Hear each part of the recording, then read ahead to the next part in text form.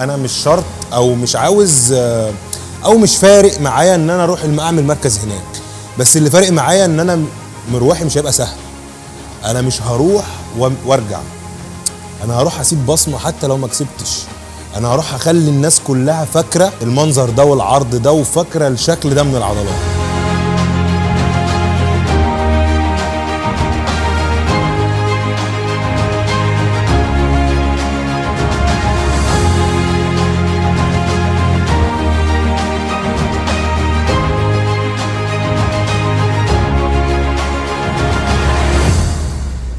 ده انا على يقين 100% ان شاء الله هيحصل، ولكن المركز ده التوفيق من عند ربنا، دي بتاعت ربنا. ما اقدرش اقول انا توب 3، ما اقدرش اقول انا توب 5، ما اقدرش اقول توب 10، بس اللي انا اقدر اقوله لك ان انا مروحي ورجوعي مش هيبقى سهل.